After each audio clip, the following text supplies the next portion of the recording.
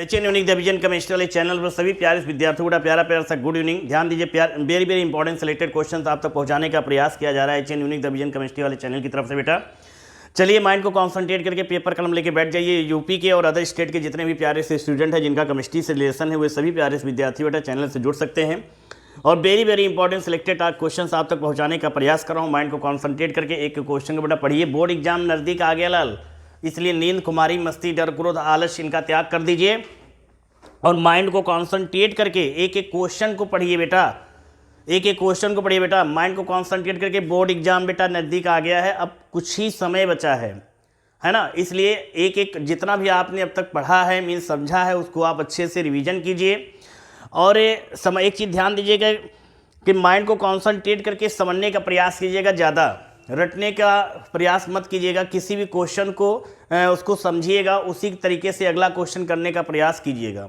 है ना। इस बात को ध्यान में रखिएगा। और एक बात यहाँ पर और मैं आपसे कहना चाहूँगा कि किसी भी कंडीशंस में कैसे क्या है, जैसे कुछ बच्चे हमारे नीट का या कि जो भी एग्जाम्स वगैरह फॉर्म वगैरह फिल करते हैं उन सभी के लिए कि ये भी है कि सेकेंड ईयर के एग्जामिनेशन के को ध्यान में रखते हुए और कंपटीशन को ध्यान में रखते हुए एक एक क्वेश्चन को आप लोग सॉल्व कीजिए। कहीं से किसी भी प्रकार का, जैसे कुछ बच्चे नीट का फॉर्म भरे होंगे या आईआईटी का फॉर्म भरे हैं तो उनके लिए भी very very important selected questions दिया जाएगा, उसके लिए पीडीएफ दी जाएगी। तो इस सभी बातों को ध्यान में रखते हुए चलिए हम लोग स्टार्ट करते हैं कुछ इंपॉर्टेंट क्वेश्चन की तरफ, है ना। ध्यान दीजिए, अभी आप लोगों के रिएक्शंस वगैरह कुछ कंप्लीट हैं? क्यों भैया कंप्लीट है? कहीं से किसी प्रकार का कोई क्वेश्चन बोलिए, किसी भी प्रकार का कोई क्वेश्चन?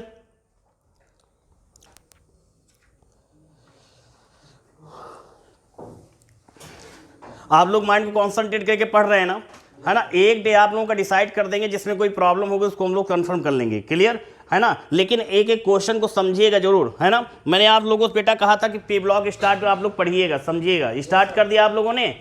पी ब्लॉक पढ़े थे घर पर? क्यों भैया आप बेटा पढ़े थे लाल? हैं, पढ़िए जरूर, सब लोग पढ़िए। पी ब्लॉक स्टार्ट करिए। पी ब्लॉक में ज़्यादा कुछ नहीं, नोवल इसमें आपको 2 ही 3 फैमिली पढ़नी है, बात समझिए बेटा। उसमें दो ही 3 फैमिली पढ़नी है, ठीक है ना। तो मैं यहाँ पर पी ब्लॉक में थोड़ा इंट्रोडक्शन आपको दे रहा हूँ, या आप बताइए पहले इंट्रोडक्शन दे दिया जाए पी ब्लॉक का, या पी ब्लॉक के कुछ क्वेश्चन से स्टार्ट किए जाएं, ठीक है। ये मतलब क्या, या उसके जो है कुछ मतलब फेनिल हाइड्रोजन से रिएक्शन जब सुक्रोज करता है, सुक्रोज हम या सुक्रोज बना के आप लोग दिखाएंगे या फ्रक्टोज कैसे बनता है। क्वेश्चन बायोमोलिक्यूल्स में very very important selected question है, इस चीज को ध्यान में रखिएगा। बहुत ही ये क्वेश्चन भी कई बार पूछा गया है कि फ्रक्टोज आप लोग कैसे बनाते हैं, फ्रक्टोज आप लोग कैसे बनाते हैं, बताएंगे इसके बारे में बेटा आप लोग। फ्रक्टोज का फार्मूला क्या होता है, कैसे तैयार करते हैं, किसके सांद्र विलयन को हम डाइल्यूट HCl या सल्फ्यूरिक एसिड के थ्रू रिएक्शन कराते हैं। सुक्रोज का फार्मूला क्या होता है? C6 होता है, फिर नोटिस कीजिए, हाँ सही उदाहरण C12H22O11, C12H22O11 सुक्रोज। ये बात समझ आ गई ना। इसकी एक चीज यहां पर कंप्लीट कर लेते हैं, देख लेते हैं क्या है बेटा। बताया गया C12H22O11 क्या करना है, क्या करना है बेटा इसका, बोलिए। जल अपघटन करेंगे। क्या करेंगे? जल अपघटन करेंगे, मतलब बेटा H2O। आ गई बात समझ? क्या करना है इसका, कहा गया डायल्यूट HCl या क्या किया जाएगा, डायल्यूट H2SO4, क्लियर। इनके थ्रू क्या करेंगे, इनकी उपस्थिति में क्या करेंगे, जब रिएक्शंस करवाएंगे तो ये बनेगा क्या बेटा, C6H12O6 प्लस C6H12O6। आ गई बात समझ में ना। मतलब सुक्रोज का जब जल अपघटन करेंगे इन कंपाउंड इनके प्रेजेंटेशंस में तो क्या बनेगा, बोलिए। ग्लूकोज 2 बार बन गया। बैलेंस करो बेटा, एक बार फिर से बैलेंस करो, कंफर्म है। देखिए कहा गया ये है क्या बेटा, बोलिए बेटा, ये है क्या, ये सुक्रोज है बेटा ना। सुक्रोज के सांद्र विलयन को, सुक्रोज के सांद्र विलयन को क्या करेंगे बेटा, इसका डाइल्यूट HCl या और लगा दीजिए, इन दोनों में से कोई एक चीज लेंगे, या डाइल्यूट HCl लेंगे या डाइल्यूट H2SO4 लेंगे।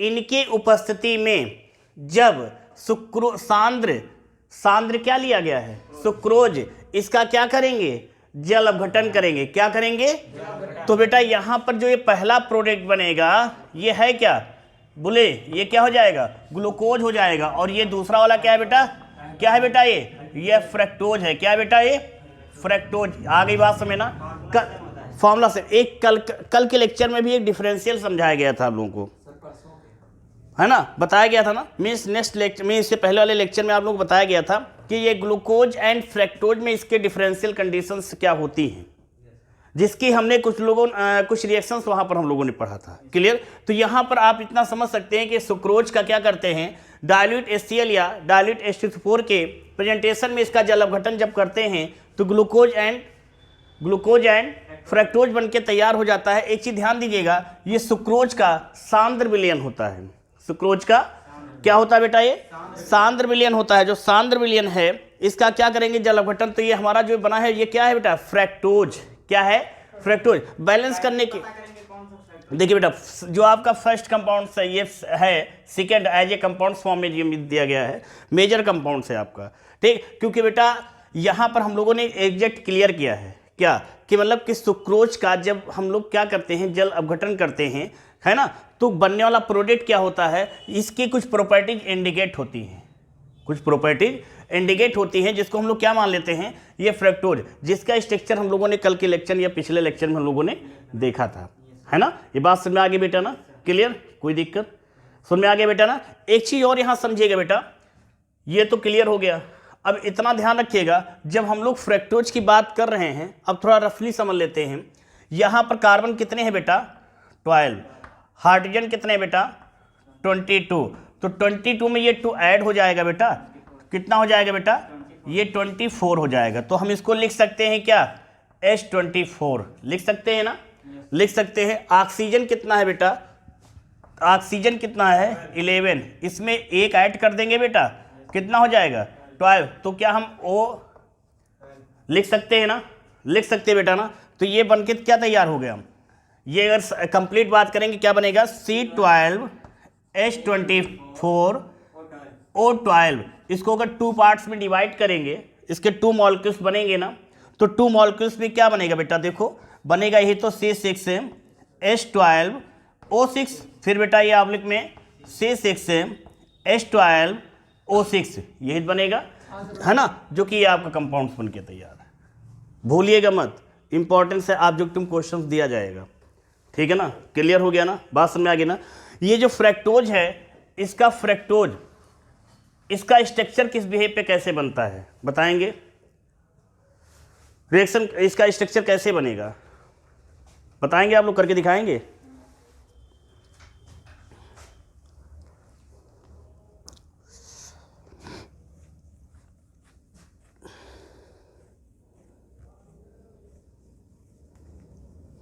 कर लेंगे आप लोग,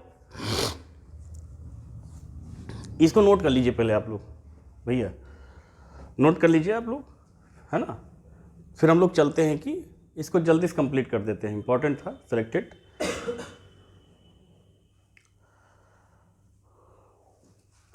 हो गया बेटा,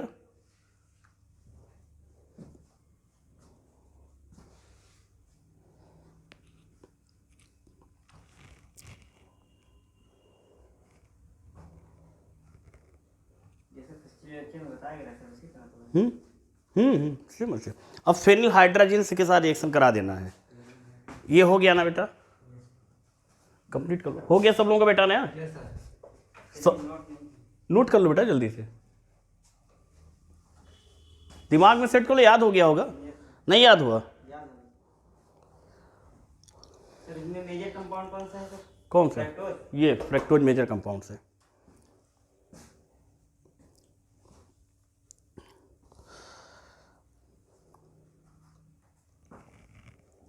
हो गया लाल, यस सर।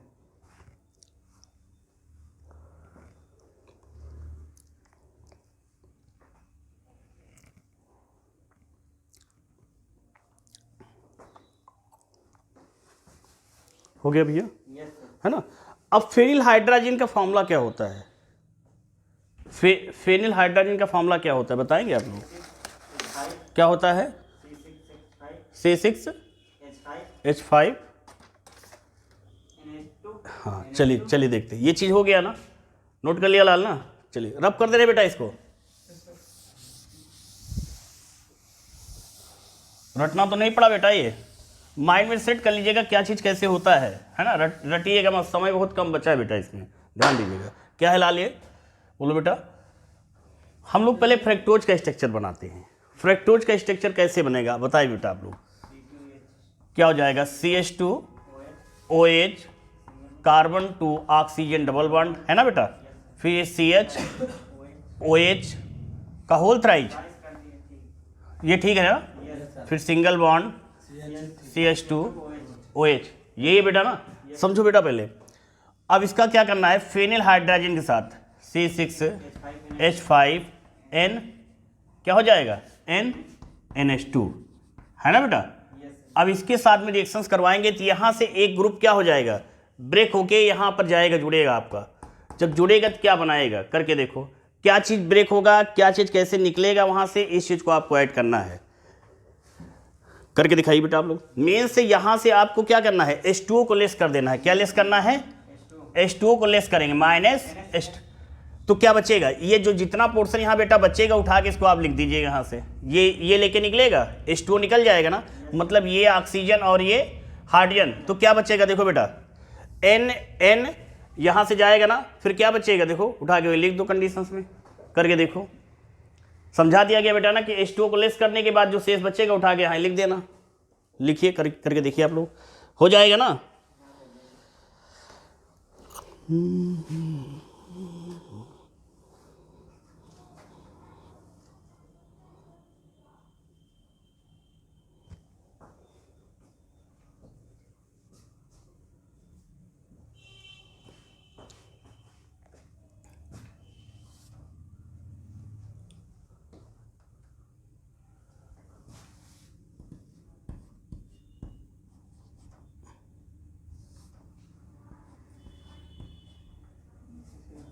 ये सही है ना। देखो करके, है ना।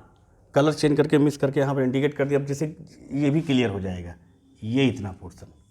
पहले वाले में हाँ नहीं था। हाँ, वो NH फिर क्या हो जाएगा? NH C6H5 ग्रुप यहाँ जुड़ जाएगा और ये पोर्शन क्या बनेगा? देखो पूरा उल्टा हो जाएगा। हाँ, तो मतलब क्या हो जाएगा? देखो बेटा, हो जाएगा CH2OH फिर कार्बन 2 डबल बॉन्ड।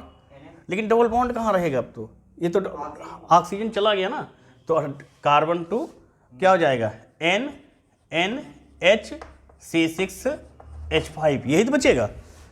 देखो N और H, देखो NH C6H5। नई बात समझ में आई? फिर से देखो, कलर चेंज करते हैं। देखो बेटा, अभी हम क्लियर कर दे रहे हैं। ये है क्या? H2। आगे बात समझे ना। तो ये इतना पोर्शन बचा आपका शेष, क्या बचा? C6H5NHN। तो हाइड्रोजन बीच में नहीं रह सकता है, क्योंकि ऐसा रीजन क्या है? वैलेंसी एक है। हाइड्रोजन को अगर बीच में कर देंगे तो वैलेंसी क्या हो जाएगी? डबल हो जाए। और बल्कि हाइड्रोजन ओनली कौन सा बॉन्ड बनाता है? सिंगल। तो हाइड्रोजन को अगर देखिए बेटा, एक नाइट्रोजन ये है और बेचारा हाइड्रोजन पड़ा है बीच में और ये नाइट्रोजन है, तो ये इसको इलेक्ट्रॉन देगा या तो इसको देगा, दोनों में से किसी एक को देगा। जब क्योंकि इसके पास केवल एक इलेक्ट्रॉन प्रेजेंट होता है, तो इसलिए ये क्या करेगा? ये बीच से निकल के बाहर चला जाएगा साइड में। और जब साइड में चला जाएगा, देखो आ गया साइड में, है ना, बीच से निकल गया ये। क्योंकि ये किसी एक नाइट्रोजन को इलेक्ट्रॉन दे सकता, दोनों एटम को नहीं दे सकता है। जब बेटा नहीं दे सकता तो ये बीच में क्या एटम रुकेगा? इसको इन दोनों नाइट्रोजन क्या करेंगे? रिप्लेस कर देंगे, है ना। कहने भैया जाओ तुम साइड में आ जाओ, किनारे। क्लियर बात समझ आ गया ना। जैसे आप लोग क्रिकेट खेलते होंगे, रुको यार तुम नहीं छक्के मार पाओगे, मैं जाता हूँ, है ना। बात समझ गए ना, ध्यान दीजिएगा। तो बेटा अब देखो शेष क्या है? बोलो बेटा, CHOH का whole thrice, single bond CH2OH। इतनी बात समझ आ गई ना। समझ में आया कि नहीं आया? अब ध्यान दीजिए बेटा, इसमें करना क्या है, फिर फेनिल हाइड्रोजन के साथ रिएक्शन कराना है। किसके साथ? Phenyl hydrogen. तो बेटा ये फॉर्मूला क्या होता है? C6H5N, क्या हो जाएगा? NH NH2, यही तो जाएगा। और यहां से C6H5NH2 निकल जाएगा, प्लस अमोनिया निकल जाए, इतना पोर्शन निकलेगा। ये मतलब एक प्रकार से जुड़ भी रहा है, बात को समझिएगा। यहां से ये ऐड हो रहा है और यहां फिर इसमें से लेस हो रहा है। बात को समझिए, मतलब क्या है कि ये फेनिल हाइड्रोजन रिएक्शन करेगा तो मतलब एडिशन फॉर्म में जाएगा, तो वहां से क्या हो जाएगा? एनिलीन निकल जाएगा और उसमें से NH3 भी निकल जाएगा। तो क्या शेष बचेगा? देखो क्या शेष बचेगा, करके देखो रिएक्शन। मैंने सारी चीज समझा दिया। रिएक्शन से करेगा और ये ऐड, ये भी लेस हो जाएगा, ये भी लेस हो जाएगा, क्या शेष बचेगा? करके देखो। नहीं कर पाओगे? कुछ है नहीं, रिएक्शन दम नहीं है। ग्रुप केवल एक बचेगा ऊपर बस।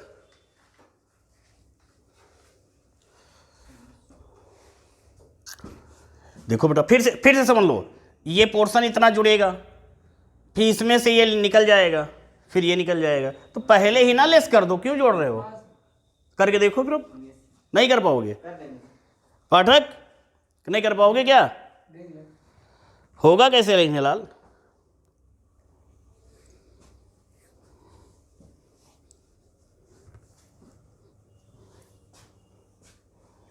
कर लोगे कि नहीं कर पाओगे भैया मेरे लाल?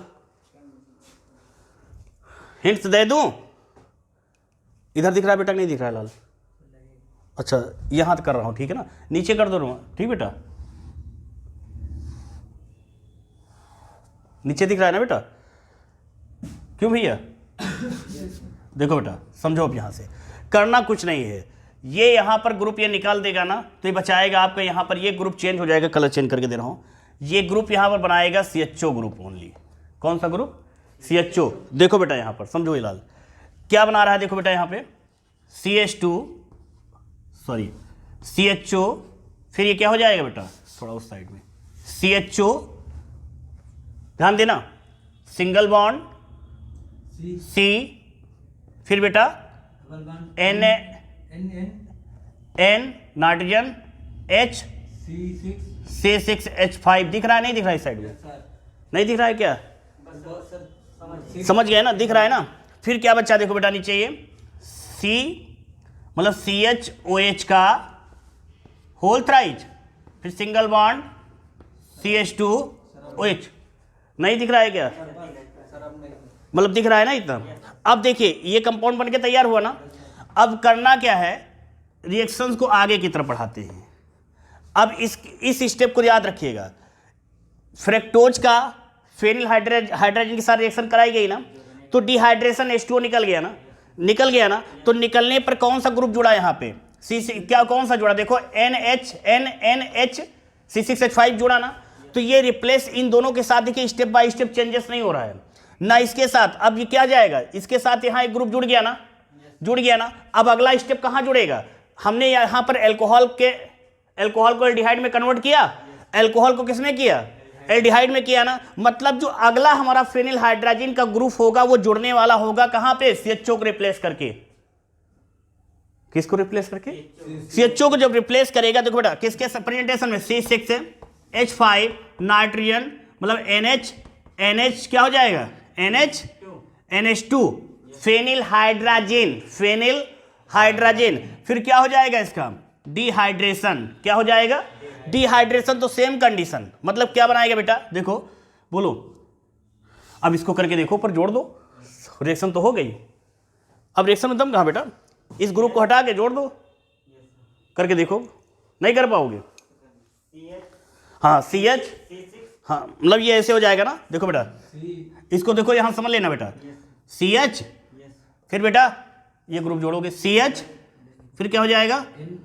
NH C6H5, फिर बेटा C double bond N nitrogen H C6H5, फिर बेटा CHOH का whole thrice, single bond CH2OH।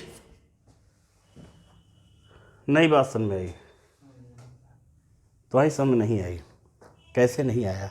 देखो फिर से समझो, कुछ नहीं किया गया, बस ये जो लास्ट का स्टेप है ये फर्स्ट स्टेप से मैच कर रहा नहीं कर रहा है? हमने फ्रैक्टोज के फेनिल हाइड्रोजन के साथ रिएक्शन करवाया तो ये ग्रुप यहाँ पर बना कि नहीं बना? बना कि नहीं बना?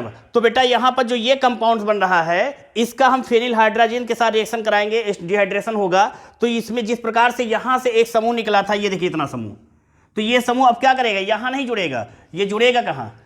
इस जगह। देखो यहीं पर तो जुड़ा, देखो आखिर ये देखो ये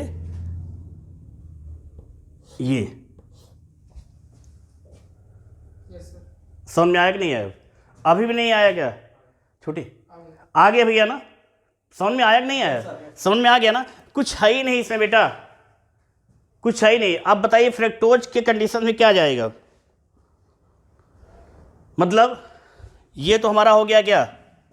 फ्रैक्टोज हो गया, ठीक है ना? और ये कंपाउंड कौन सा होगा? Glucose ozone. लिख लीजिए आप लोग, हाँ हाँ, इंपॉर्टेंट है, नोट कर लीजिएगा, वेरी वेरी इंपॉर्टेंट है।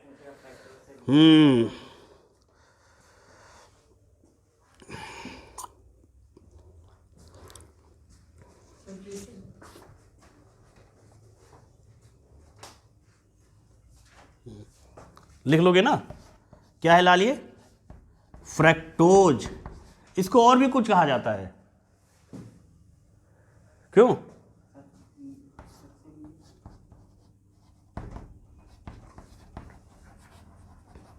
फ्रूट शुगर, हाँ हाँ। ये कहाँ पाई जाती है? शहद में। हाँ, ये प्रकृति में जो है मुक्त अवस्था में ये शहद में पाई जाती है। बात समझ में आ गई बेटा? इंपॉर्टेंट है। शहद मीठी होती खट्टी होती है? तो समझ गया ना फ्रक्टोज कैसी होती है? अच्छा देखो बेटा, इसका नेम क्या है? मीठा तो होता है फ्रक्टोज से। ये क्या है बेटा? Phenyl hydrogen. क्या है बेटा? Phenyl hydrogen. ये फ्रक्टोज फेनिल हाइड्रोजन है, ये फ्रक्टोज फेनिल हाइड्रोजन। इसकी नेम यहाँ कर दो, नहीं ऊपर लिख दो बेटा, दिख रहा है ना? दिख रहा है ना बेटा? ये फ्रक्टोज फेनिल हाइड्रोजन। ये भी लिख लीजिएगा, मेडिएटर कंपाउंड, मध्यवर्ती यौगिक। क्या लिखेंगे?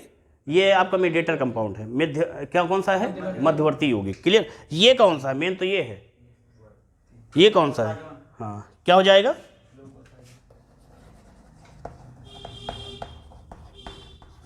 दिख रहा है ना बेटा? क्लियर? समझ में आया कि नहीं आया? समझ में आ गया कि नहीं आ गया? बताइए, कंफर्म बताइए लाल। क्लियर? इसमें कोई दम है? कोई दम है? बिना दिमाग की रिएक्शन लाल कर लो तो भी बताओ इसमें ट्रिक क्या लगेगा? थोड़ी दम थी। अब है? अब नहीं है ना? तो यही होना चाहिए ना। बड़ी रिएक्शन से मैकेनिज्म को देख के डरना नहीं चाहिए। बड़ा हुआ तो क्या हुआ जैसे पे क्या तो दूर है ना। देखो बेटा भैया, किसी भी कठिन चीज को बहुत ही सरलता से पढ़ने का अपने के अंदर एक टैलेंट पैदा करो, तभी आप किसी सब्जेक्ट में माहिर हो सकते हो, किसी क्षेत्र में माहिर हो सकते हो आप, है ना। एक चीज़ अब देखो, ये नोट कर लिया हो बेटा, ऑनलाइन वाले भैया आप लोग भी जो है स्क्रीनशॉट ले लीजिएगा। आप लोग देखो भैया, अब करना क्या है, माइंड में इमेज क्या बनाना है, क्योंकि जब तक हम अपने माइंड में बेटा इमेज नहीं बनाते हैं लाल, तब तक वो चीज़ हमारे माइंड से मीन्स तो सेट नहीं होती, उतर जाती है। इसलिए किसी भी टॉपिक को आप पढ़ें, कभी भी समझें, तो उसका अपने माइंड में कोटेशन या कोटेशन मीन्स एक इमेज जरूर बनाइए, जिससे वो इमेज आपको उस टॉपिक को रिवीजन करने के लिए मीन्स आपके माइंड में चलता रहे वो चीज़। आप फ्रैक्टोज या ग्लूकोसोजोन बनाने के लिए, इसका माइंड में इमेज बनाने के लिए करना क्या है, माइंड में सेट कर लीजिए बेटा। देखो देखो बेटा क्या करना है, सबसे पहले मेरी इन बातों को नोट करना। हर एक टॉपिक का अपना एक कोटेशन होता है, एक अपना एक इमेज होता है, उसको सेट करना है। देखिए यहाँ दिख रहा है बेटा, पहला पॉइंट क्या है, आपने देखा, सब लोग बिल्कुल माइंड कॉन्सेंट्रेट करके समझो बेटा, भैया देखो बेटा, आपने इस रिएक्शन यहां से यहां तक की रिएक्शन में क्या चीज देखा कॉमन, बताऊं कॉमन? अब मैं अब मैं आपको बता रहा हूं डिफरेंशियल मीन्स सिमिलरिटी दिखा रहा हूं। देखो बेटा, हे भैया, रिएक्शन को याद करने का तरीका क्या है? देखो, हमने देखा कि यहां पर C6H5NH2, बात समझना, C6H5NH2, C6H5NH2, मतलब ये चीज कंफर्म हो गया कि ये जो C6H5 और ये NH क्या है बेटा? NH2, मतलब ये जो फेनिल हाइड्रोजन है प्रेजेंटेशन फॉर्म में जिसके साथ रिएक्शंस कराई जा रही है, ये कॉमन है ना? बात समझ आ गई ना? ये कॉमन है, जिसमें से एक ग्रुप निकल के बाहर आता है जिसको हम लोग बोलते हैं NN मीन्स नाइट्रोजन नाइट्रोजन, फिर क्या है, क्या हो जाएगा? डाई नाइट्रोजन, फिर ये H और ये C6H5, ये ग्रुप बन के निकलता है, यहाँ से निकला, जिसमें ये जब ग्रुप निकलता है तो यहाँ पर देखा कि नाम क्या होगा? कौन सा, ये आपका ग्रुप है, फेनिल हाइड्रोजन से निकला हुआ ग्रुप है, जिसको हम लोग क्या बोलते हैं? फ्रक्टोज, यहाँ पर फेनिल हाइड्रोजन। क्लियर? अब ध्यान दीजिए बेटा, पहली चीज कॉमन माइंड में सेट कर लिया ना कि इस रिएक्शन में हुआ क्या है। इस रिएक्शन में हुआ ये है कि फेनिल हाइड्रोजन में से जो हमारा ये मीन्स डिहाइड्रेशन होने के बाद जो ग्रुप्स निकलता है वो आपका NNHC6H5 होता है, जो स्टेप बाय स्टेप जुड़ता जाता है और लास्ट में first carbon atom means oxygen को क्या मीन्स क्या करता है? रिप्लेस करता है, स्टेप बाय स्टेप। ध्यान दीजिएगा, ये बात समझ में आ गई। दूसरा कॉन्सेप्ट क्या क्लियर करना है? दूसरा कॉन्सेप्ट हमने ये देखा, हाँ, पहला दूसरा कॉन्सेप्ट, इस फ्रक्टोज के 2 कार्बन कॉमन है, बात समझे? 2 कार्बन क्या है? इनसे कोई मतलब नहीं, इनको छेड़खानी मत इनसे करिएगा। माइंड में सेट करने का तरीका बता रहा हूं आपको।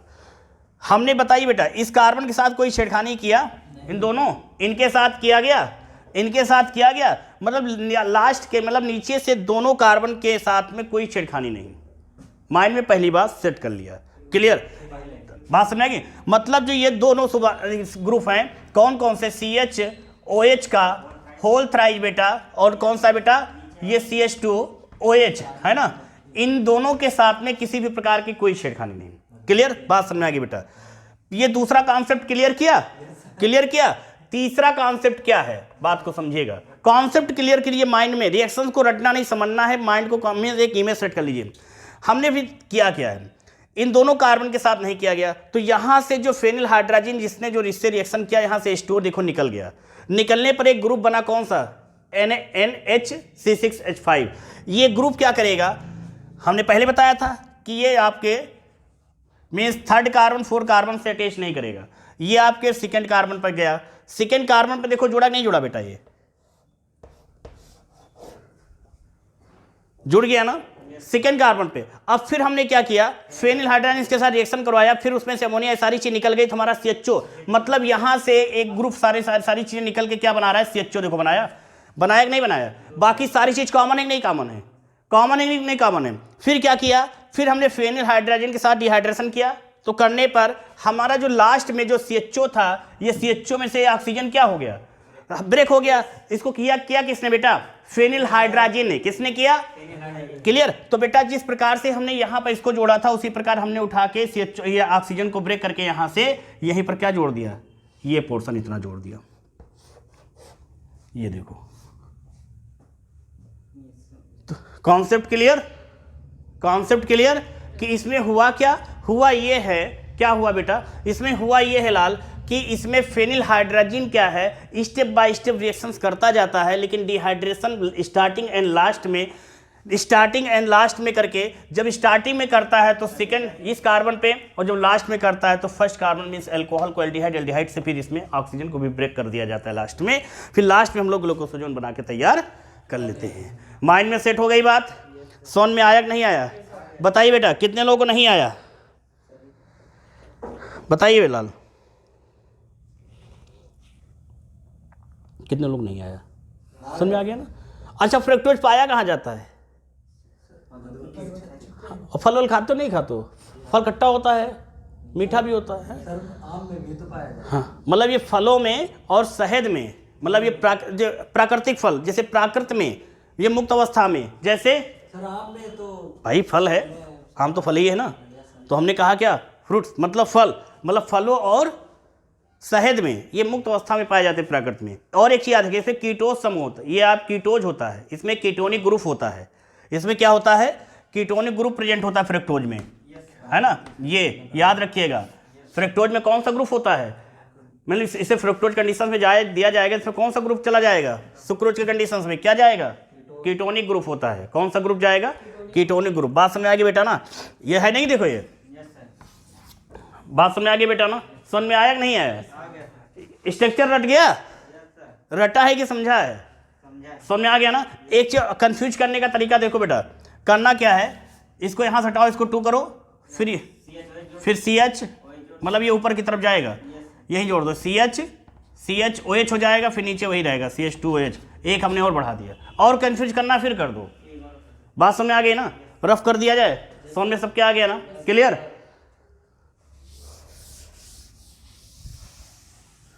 घर पर एक बार जाके गलती से देख लेना, ठीक है, जिससे कि माइंड से उतरने न पाए, बस कॉन्सेप्ट क्लियर करना, बस कॉन्सेप्ट में क्या क्या रिएक्शंस में हुआ है, अगर ये याद रखोगे तभी बेटा वो चीज़ समझ में आएगी। अगर ये चीज़ ध्यान से उतर जाएगी तो आप कंफ्यूज हो जाओगे कि कैसे क्या होने वाला था इसमें और क्या हो गया। बात समझ में आ गई ना, मैं गलत तो नहीं बोल रहा हूँ। थोड़ा एक चीज़ देख लीजिए, एग्जाम्पल बोर्ड पेपर में जानते हैं कितने इतने सारे बच्चे वहाँ पेपर देने बैठे हैं, वो जानते हैं कितने बच्चे एग्जाम देंगे तो उनको कैसे फेल करना है, वो सब जानते हैं, तो कंफ्यूज करते हैं। वो जानते हैं कि इस एक राइटर के, चाहे बालाजी हो या अदर से आर्यहंत की हो, ओपी टंडन की है, ABC की है, या JR, मतलब किसी भी राइटर की बुक्स है, कहीं भी क्वेश्चन बनेगा, कई सारे प्रोफेसर बैठते हैं, कई सारे सेट बनते हैं। एक चीज़ नोट कर लीजिएगा, कई सेट बनते हैं, कई सेट में से एक सेट उसमें से सिलेक्ट किया जाता है। जो प्रोफेसर वहाँ पर A to Z मीन्स जितने भी प्रोफेसर की कमेटी मीन्स उनकी टीम बनती है, उनको नहीं कंफर्म होता है कौन सा पेपर आने वाला है, क्योंकि उनके उन सभी के पेपर को सिलेक्ट करके उसमें से एक पेपर सिलेक्ट किया जाता है।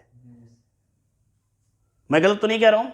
और वो और एग्जाम्पल बोर्ड पेपर मीन्स वो बोर्ड सेंटर जानता है कि अगर पेपर इजी दे देंगे सब पास हो जाएंगे, सब टॉपर निकल जाएंगे, तो किसी भी क्वेश्चन को घुमा फिरा के पूछना उनके खून में है, उनके खून में है कि घुमा फिरा के क्वेश्चन पूछेंगे, आपको डिस्टर्ब जरूर करेंगे, तो आपको डिस्टर्ब नहीं होना है। जैसे अभी यहाँ छोटा सा एग्जाम्पल हमने यहाँ पर बताया, क्या है, CH2OH है ना, फिर क्या था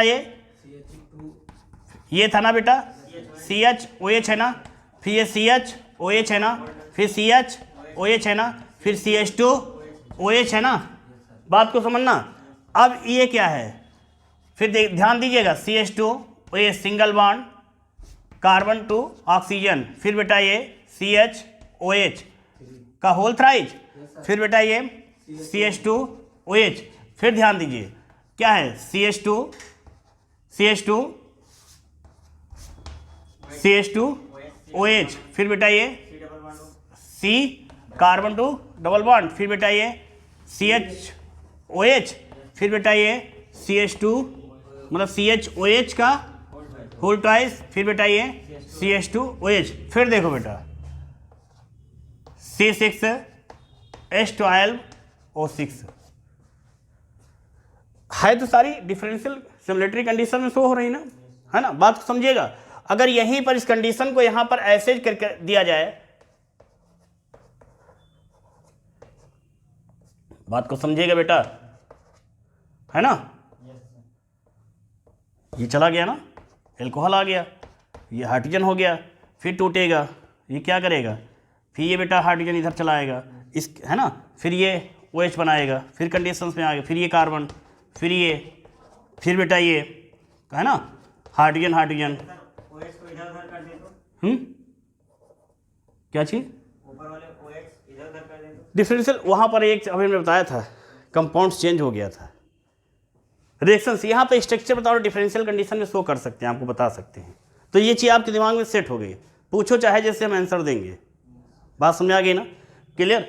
तो ये सारी बात आपके माइंड में कंठस्थ हो गई, रटना तो नहीं पड़ा, माइंड में सेट हो गया ना, है ना। फ्रक्टोज क्या होता है बेटा, किसमें, प्रकृति में किस रूप में पाई जाती है, प्रकृति में पाई जाती है, किसमें पाई जाती है बेटा, ये फलों में, और बेटा शहद में पाई जाती है ना, क्लियर। बात समझ आ गई ना, शहद कभी खट्टा तो होता नहीं है ना। फॉर्मूला क्या होता है बेटा इनका, ये फ्रक्टोज कैसे बनाते बेटा हम लोग? सुक्रोज के सांद्र विलयन का, बोलो हाँ, सुक्रोज के सांद्र विलयन का क्या करते बेटा? जल अपघटन करते हैं। क्या करते बेटा? जल अपघटन करते हैं। किसके प्रेजेंटेशन में बेटा? मतलब तन HCl या तन sulphuric acid. Oil of vitriol means रसायनों का सम्राट। सल्फ्यूरिक एसिड को हम लोग क्या कहते हैं बेटा? रसायनों का सम्राट। कसीस का तेल, आयल ऑफ विट्रायल। बात समझ में आ गई बेटा ना? क्लियर, कंफर्म हो गया ना? सब लोग सल्फ्यूरिक एसिड पढ़ेंगे, बड़ा जबरदस्त पॉइंट है। हाँ, लेट चैम्बर कॉन्टेक्ट चैम्बर से, वेरी वेरी इंपॉर्टेंट। वो आएगा जरूर, मानेगा नहीं। कंफर्म है ना? सल्फ्यूरिक एसिड हो गया, डीकन विधि से क्लोरीन है, ये सब आएंगे। ओजोन, राडी ओजोनाइजर्स, इसके दो मेथड, सीमेंस ओजोनाइजर्स द्वारा कैसे तैयार करते हैं। ये सब सिलेक्टेड क्वेश्चन गिने चाहिए। पी ब्लॉक में है क्या? आइए चले पी ब्लॉक के पास चलते हैं। चलो देखें, ये बात समझ में आ गई ना? क्लियर हो गया बेटा ना? चलिए नया टॉपिक स्टार्ट हमारा। कौन सा बेटा? कौन सा भैया? P block. बात समझ आ गई? ब्लॉक होते कितने हैं हमको इनसे मतलब क्योंकि हमें यहाँ पर सिर्फ रिलेशन किससे हमारा यहाँ पर है? ओनली पी ब्लॉक के। P block, only P block के, मतलब पी ब्लॉक में भी सबसे नहीं है। मतलब पी ब्लॉक में टोटल ग्रुप्स नंबर देखिए बेटा, यहाँ से स्टार्ट करेंगे, देखो भैया यहाँ से 13 से स्टार्ट करेंगे 18 तक आएगा। मतलब पी ब्लॉक के, पी ब्लॉक से ही नहीं, पी ब्लॉक के मतलब पी ब्लॉक से भी कुछ ग्रुप हमारे मतलब मीन्स हमारे उससे रिलेशन में नहीं। बोर्ड पेपर से उनका कोई रिलेशन नहीं है, फर्स्ट ईयर तक है। मतलब 13 और बेटा ये 14, 13 और 14 इनका रिलेशन सेकंड ईयर से नहीं, किससे है? फर्स्ट ईयर से। मतलब हमारा रिलेशन 15, 16 और 17, फिर ये 18, हमारा रिलेशन इससे है, इन ग्रुप से है। आ गई बात समझ में? तो पी ब्लॉक के, पी ब्लॉक के, बात समझ आ गई ना? पी ब्लॉक के, ये चीज का समझ में आ गई ना? तो पी ब्लॉक के हमारे किससे रिलेशन है इसका? बोलिए। पी ब्लॉक के 15, 16, 17 एंड 18। आ गई बात समझ? तो पी ब्लॉक के हमें 15, 16, 17 और 18 से मतलब है, इससे नहीं मतलब है। क्लियर? रिलेशन तो हम नहीं है हमारा लॉन्ग फॉर्म टेबल्स के सभी ग्रुप से। बट एक बार सरसी नजर से जानना कोई अपराध, एक बार जान लेते, नॉलेज की बात है। देख लो बेटा, गलती से क्या देखना है हम लोग को? सरसी नजर से एक बार नॉलेज लेना है। सरसी नजर मतलब ब्लॉक नंबर कितने होते हैं? बोलिए। S P T F। बात समझ में आ गई ना? है ना? S P D F। लेकिन इनका जो क्रम होता है लॉन्ग फॉर्म पेरियोडिक टेबल, याद रखिएगा, लॉन्ग फॉर्म पेरियोडिक टेबल में जो इनका क्रम होता है बेटा, वो होगा S होगा, फिर D होगा, P होगा, नीचे बेचारा F होगा, ऐसे होगा। बोलते हम लोग है ना S P D F, लेकिन S के बाद कौन सा ब्लॉक आता है? D के बाद कौन सा आता है? P के इन तीनों के नीचे। आ गई बात सुनने बेटा? मतलब हम लोग बोलते हैं जैसे कोई भी गाना है, वो कौन सा है, कोई तो गाना होगा। आप लोग को गाना आता नहीं आता है? आप लोग तो मूवी देखते होंगे, हम तो भाई मूवी नहीं देखते, इतने बड़े हो गए अभी मूवी हॉल नहीं गए आज तक। मूवी हॉल आज तक नहीं गए, इतने बड़े हो गए। ठीक है, बात सुने भाई, ध्यान दीजिएगा।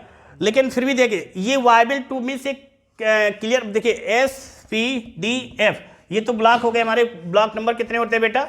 4। अगर हम लोग पेरियोडिक टेबल से रिलेटेड क्वेश्चन पढ़ रहे हैं, पेरियोडिक टेबल से रिलेटेड क्वेश्चंस मीन्स से अगर टॉपिक पढ़ रहे हैं, तो थोड़ा एक प्रकार से नॉलेज होना जरूरी है कि कौन सा क्वेश्चंस मीन्स इसको पेरियोडिक टेबल है क्या, है ना? तो पेरियोडिक टेबल क्या होता है बेटा? ध्यान देना।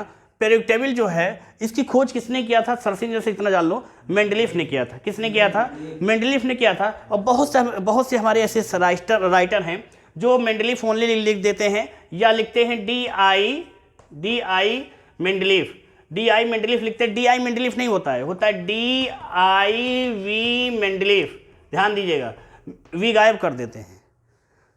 DI मेंडलीफ नहीं होता, DIV मेंडलीफ होता है, डिमेट्री इवानोविच मेंडलीफ। मतलब कि पेरियोडिक टेबल की खोज किसने किया था? डिमेट्री इवानोविच मेंडलीफ ने किया था। किसने किया था? डिमेट्री इवानोविच मेंडलीफ ने किया था। इनके समय में, मतलब कि जो मेंडलीफ थे, इनके समय में 68 या 69 एलिमेंट्स के आसपास समथिंग खोज हुई थी। क्लियर? लेकिन आप जानते हैं, तो स्टार्टिंग में एक पेरियोडिक टेबल बनी थी, उसको क्या कहा गया था? Short form periodic table. क्या कहा गया था? Short form short form periodic table मतलब कि लघु आवर्त सारणी कहा गया। क्या कहा गया?